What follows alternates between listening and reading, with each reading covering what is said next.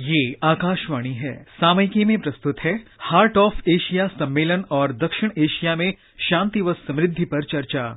इसमें भाग ले रहे हैं पूर्व राजनयिक अशोक सज्जनहार और पत्रकार कमर आगा।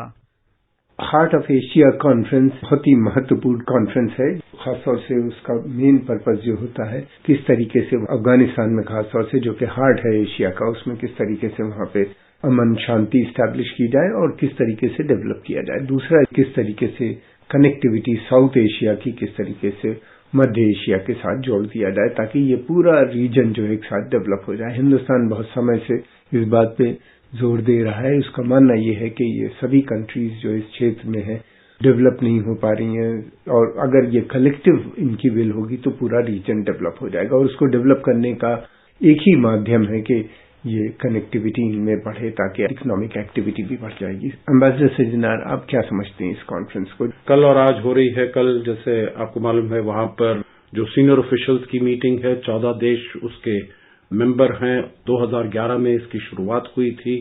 टर्की का ये इनिशिएटिव था और 14 मेंबर देश हैं, परंतु वहां पर करीब 40 देश इसमें शिरकत कर रहे हैं। और जैसे आपने बिल्कुल ठीक कहा, दो जो बहुत ही अहम मुद्दे हैं जिसके ऊपर ये वार्तालाप वहां पर होते हैं, एक तो है जो आतंकवाद के साथ कैसे निपटा जाए, आतंकवाद को कैसे वहां पर हराया जाए। क्योंकि पहले हमको ये मालूम है जो 2001 में जब से वहां पर तालिबान को हटाया गया था अमेरिका के आने से और अब तक वहां पर पूरी जो दुनिया है उसको सहायता करती रही है अफगानिस्तान को। पहले तो नेटो के और अमेरिका के और आईएसएफ के बड़े फोर्सेस थे वहां पर, सेनाएं थी, परंतु 2014 में वो चले गए। तो जब वो चले गए तो तब इन देशों ने, इस क्षेत्र में जो देश हैं, उन्होंने कहा जो ये इनका रिस्पांसिबिलिटी बनती है जो वहां की सुरक्षा को वो आगे ले जाएं। और अब तो सामने हमारे चुनौतियां और भी बढ़ गई हैं क्योंकि पिछले 2-3 साल से हमने देखा है इस्लामिक स्टेट का भी वहां पर प्रभाव ज्यादा बढ़ता जा रहा है। तो एक तो तालिबान है, एक अलकायदा है और एक इस्लामिक स्टेट भी है।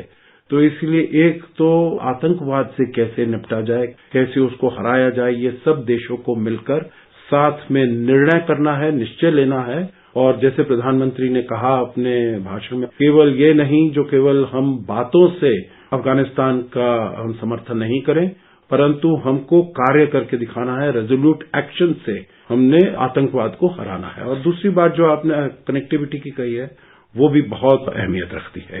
प्रधानमंत्री ने इस कॉन्फ्रेंस का उद्घाटन किया, साथ में उनके अफगानिस्तान के राष्ट्रपति अशरफ गनी साहब भी वहां पे मौजूद थे जिन्होंने भारत की सराहना की, जो भारत ने वहां पे रिकंस्ट्रक्शन का काम कर रहा है, डेवलपमेंट का जिस तरीके से भारत काम कर रहा है वहां पे स्कूल कॉलेज का खोलना, अस्पताल का बनाना, फिर उसके अलावा सड़कों का निर्माण करना, अफगानिस्तान को सेंट्रल एशिया ईरान से जोड़ना।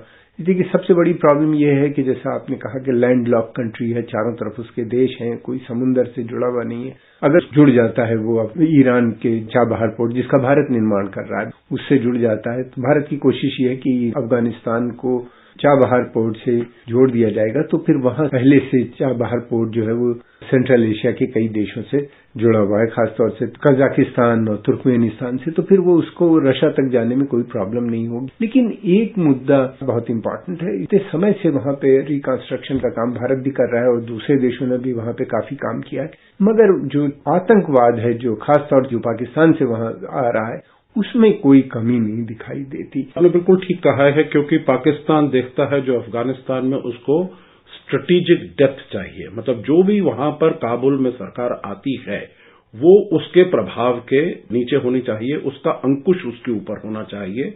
जो भी पाकिस्तान कहे वो बात मानने के लिए तैयार हो।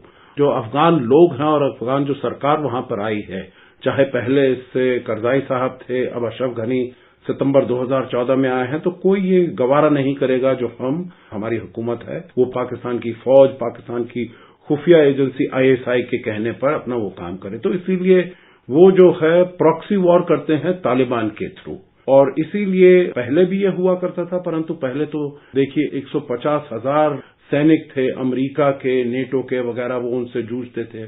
अब 2014 से केवल अफगान नेशनल सिक्योरिटी फोर्स है, अफगान नेशनल आर्मी है जो इनसे जूझने के लिए काम कर रही है। तो इसीलिए प्रधानमंत्री ने न केवल इस कॉन्फ्रेंस में परंतु और कॉन्फ्रेंस में भी बहुत कहा है जो पाकिस्तान तो मदरशिप ऑफ टेररिज्म है, वो तो एपी सेंटर ऑफ टेररिज्म है, सोर्स है, तो दुनिया को मिलकर उसको अलग करना चाहिए, उसके ऊपर दबाव लाना चाहिए जो वो ये अपने आतंकवाद को बढ़ावा देने के जो उसके कारनामे हैं उसको रोक दिया जाए। और वही उन्होंने ये भी कहा है जो केवल बातों से काम नहीं चलेगा, हमको कार्य करके ये दिखाना होगा। उन्होंने साफ साफ खुले शब्दों में कहा कि वो सभी कंट्रीज, वो सभी लोग जो होते हैं कि जो तालिबान को सपोर्ट कर रहे हैं, पैसे से मदद कर रहे हैं या उनकी ट्रेनिंग कर रहे हैं, उनके ऊपर भी अंकुश लगना चाहिए, उनको रोकना बहुत जरूरी है। उन्होंने ये भी कहा कि ये जो आतंकवाद है यहाँ से फैल के पूरे क्षेत्र में प्रभावित कर रहा है, इसको सेंट्रल एशिया में भी एक तरफ और दूसरी तरफ साउथ एशिया के भी बहुत से देश इससे प्रभावित हैं और ये एक बहुत चिंता का विषय है सभी देशों के लिए।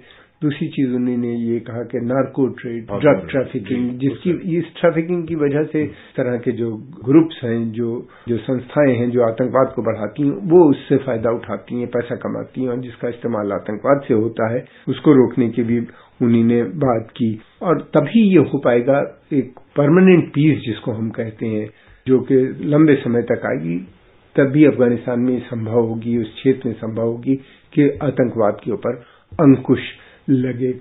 मगर यह है कि अभी भी इसके ऊपर काफी डिस्कशंस हो रहे हैं कि किस तरीके से जोर डाला जाए और पाकिस्तान की पॉलिसी में कोई अभी तक चेंज नजर नहीं आता। दूसरी तरफ ये भी है कनेक्टिविटी के ऊपर, जैसा आपने बताया चाबहार पोर्ट जब बन जाएगा तो मैं समझता हूँ उससे सबसे ज्यादा फायदा और देशों के अलावा सेंट्रल एशिया, साउथ एशिया से जुड़ जाएगा। और दूसरी बात यह कि अफगानिस्तान को सीधा बहुत फायदा पहुंचेगा, इसलिए कि अफगानिस्तान अभी तक पूरी तरीके से निर्भर है कराची पोर्ट पे, अब उसको नए पोर्ट्स भी मिल जाएंगे। तो ये कनेक्टिविटी वगैरह जो है, मैं समझता हूँ ये बड़े जबरदस्त स्टेप भारत ने लिए हैं और प्रधानमंत्री मोदी स्वयं इसके अंदर काफी इंटरेस्टेड नजर आते हैं, काफी उनका रुझान नजर आता है, वो बार बार इस बात पे दोहराते रहते हैं। तो आपने बिल्कुल ठीक कहा, जो भारत इसके ऊपर बहुत ज्यादा तवज्जो दे रहा है, इंफ्रास्ट्रक्चर है उसको बहुत सपोर्ट कर रहा है। अगर हम देखें जो पिछले 2 साल में ही एक उनको वहां पर जो पार्लियामेंट बिल्डिंग है जो पिछले 10-15 साल से उसके ऊपर काम चल रहा था, उसको बनाकर 25 दिसंबर को जब प्रधानमंत्री गए वहां पर 2015 में,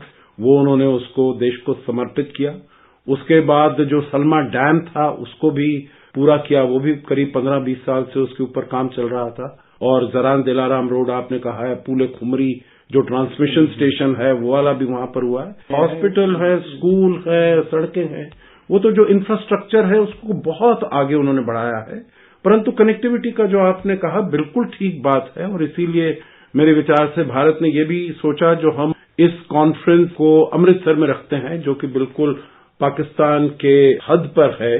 2000-3000 साल पहले भारत से लेकर मध्य एशिया, यूरोप, सब जगह यहां से व्यापार होता था, परंतु आजकल नहीं हो सकता क्योंकि पाकिस्तान अपने टेरिटरी से ना भारत के गुड्स वहां पर जाने देता है, ना भारत के लोग वहां पर जाने देता है और ना वहां से आने देता है। तो इससे अफगानिस्तान की आर्थिक स्थिति पर बहुत बड़ा अंकुश पड़ा हुआ है और इसीलिए कनेक्टिविटी को, और अब तो देखा जाए तो अफगानिस्तान अपने को प्रोजेक्ट कर रहा है जो हमारे पास सारी कनेक्टिविटी है और भारत और अफगानिस्तान भी एक दूसरे के साथ एयर कनेक्टिविटी से, इसको जो लैंड कनेक्टिविटी नहीं मिल रही है उसको उससे परे हटने के लिए, उसको हटाने के लिए एयर कनेक्टिविटी, चाबहार पोर्ट का डेवलपमेंट अब शुरू हो गया है और अफगानिस्तान और ईरान और भारत तीनों मिलकर इसमें बड़ी अच्छी तरह इसके ऊपर काम कर रहे हैं। और जो दूसरा है international north south transport corridor, वो उसके ऊपर भी बहुत काम